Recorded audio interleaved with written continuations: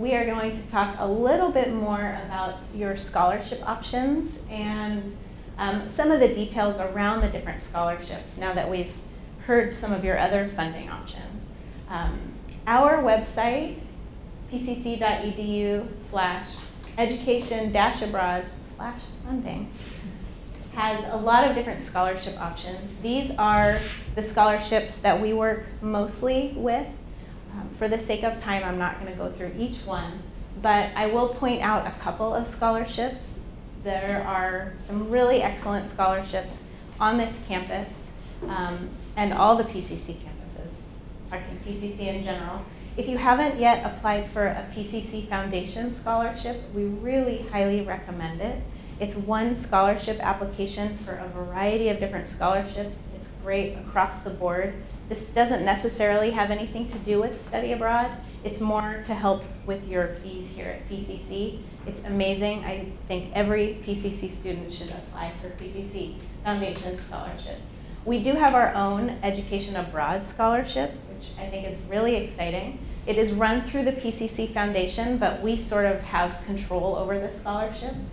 You can find the application for this scholarship on our study abroad portal. It's where the application for your study abroad program will be. So you can apply to that scholarship through that portal.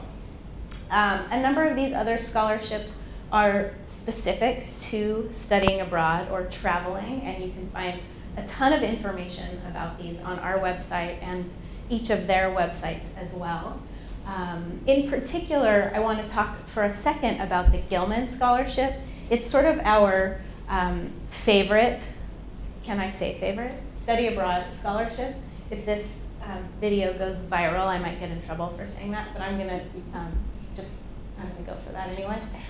It's a specific study abroad scholarship that was set up through the State Department in order to help students who normally couldn't afford to study abroad to study abroad.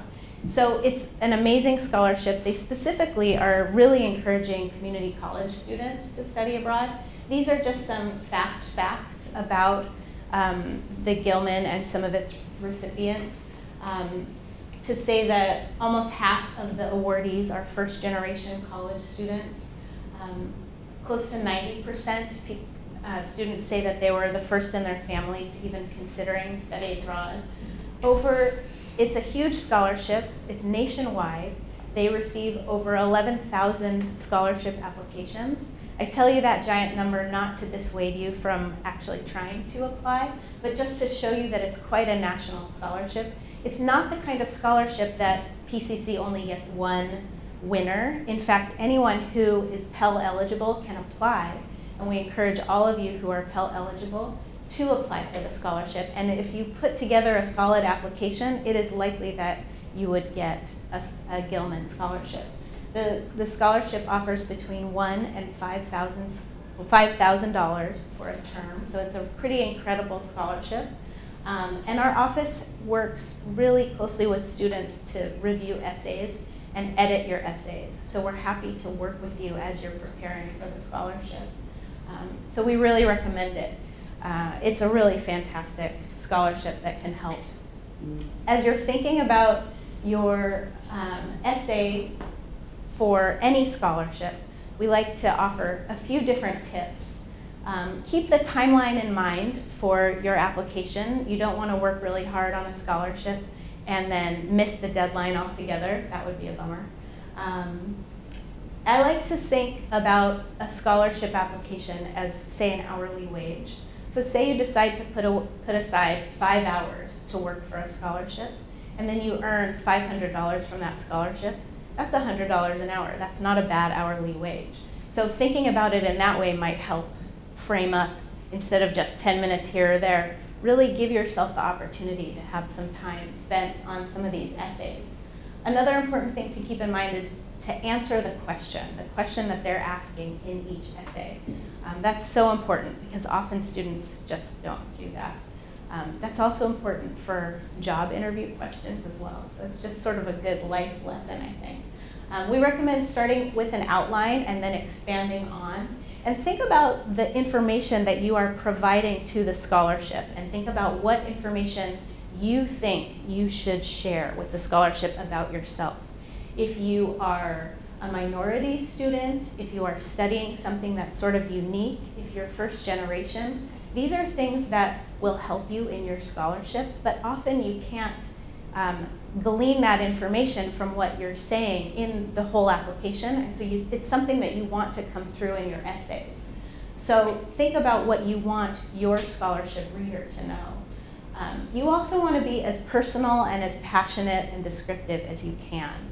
Often the person who is reading the scholarship essays on the other end has a stack of 70 or 80 essays that they're reading. So how do you make yourself memorable? How do you stand out? How can you tell your story? Because you definitely have a story to share. You're deciding to go on this study abroad opportunity. You are putting yourself out there to apply for these scholarships. None of these are easy things for you to do, but there's a reason behind it. And sharing that in a descriptive, really personal way is really important. You want to be able to share your goals, how it is that this program is going to help your academic or your professional goals, and how this program will take you to the next level. Because you have an idea in your mind, right? You're doing this for a reason, and so sharing your story is so important. And lastly, find an editor. Find somebody to read your essays. We spend a lot of time in our office reviewing student essays, so we're happy to help you with that. The Career Exploration Center or the Writing Center on campus, these are really good resources. Oftentimes in our writing, we think we're very clear when we put something on paper, but having an extra eyes look at it to just double check that our message is coming across in a clear and concise way is really, really important. The one thing about studying abroad and scholarships for studying abroad is that the timeline is a little tricky. And it's not ideal, it's less than ideal.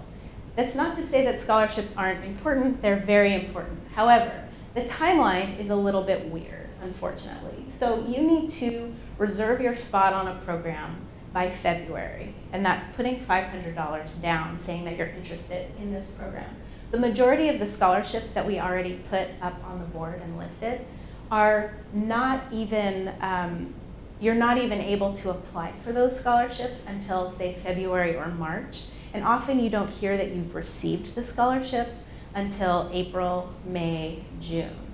And you also need to be paying your program fee in June. So the timeline's a little crunchy, right? So we say this not to say don't apply for scholarships. It's free money. You can put it on your resume or your LinkedIn, so it's really important. But you should have a plan B. Make sure that you have an idea of how you can pay for the program. And if you get scholarship money, it's gravy, right? So possible plan B options.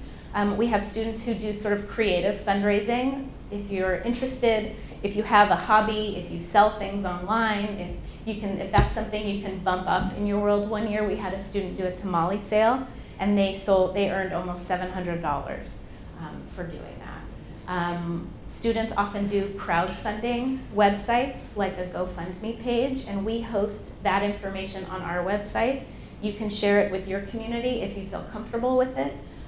If not, we share it with our community, say some of the committees on campus or the faculty on campus that we know that support students.